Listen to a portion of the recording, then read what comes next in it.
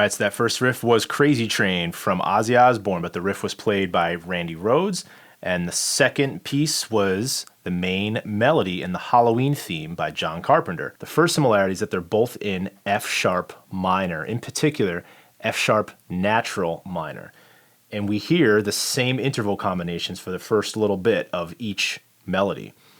We hear a root note followed by the interplay between a perfect fifth and then a minor sixth.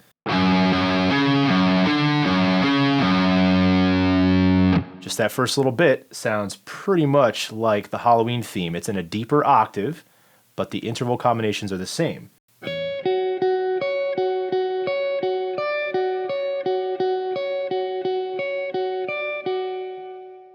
But then they start to diverge fairly quickly as far as the mood and your impression of what that sound feels like.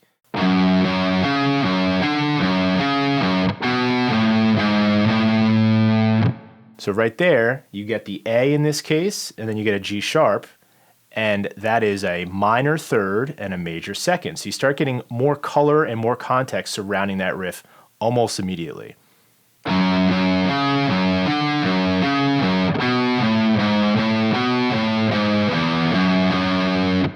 You actually get all of the intervals in an F sharp natural minor scale in that Crazy Train riff. The difference between that and then the John Carpenter example is that he lets this perfect fifth and minor six interplay kind of dangle in the air, and it feels very, very uncomfortable, and it gives you a sense of anticipation, but there's no real strong resolution. There's really no primary chord tone other than the fifth. There's no third, there's no seventh, and it leaves you feeling very ambiguous about the whole melody.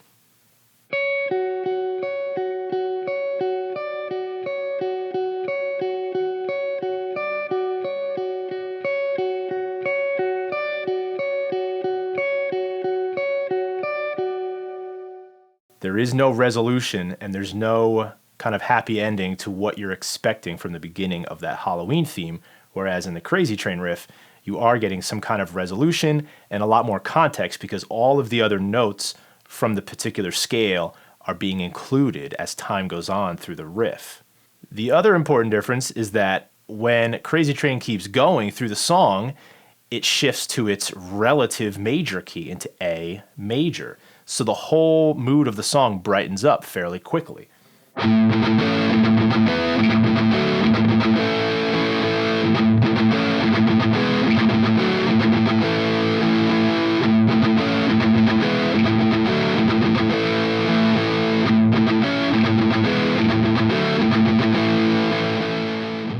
Might not seem obvious, but all of those notes in that section are still all of the notes from the F sharp natural minor. Whereas with the John Carpenter melody, it stays in that kind of haunting natural minor sound with that fifth and minor six going back and forth. And then there is a key change or a modulation half step down, which is non-diatonic. It's not like there's all the notes that are in common with each other in the scale. It is just a change down by a half step, which gives you even a more uncomfortable sound. Slightly harmonic minor, I guess a little bit, because that root note is going down a half step.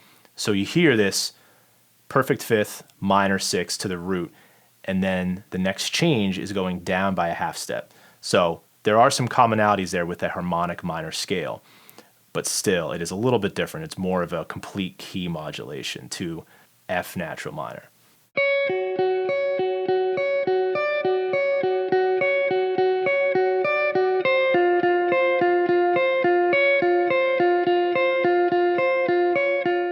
So both riffs or both melodies kind of start with the same idea, but take drastically different directions with where the mood of the song goes. John Carpenter's goes down a half step in key and makes it sound even more creepy, more, off kilter and ambiguous and haunting. And the Crazy Train riff gives you all of the notes in the F sharp natural minor scale. So that gives you a lot more context, a lot more kind of expectation for resolution.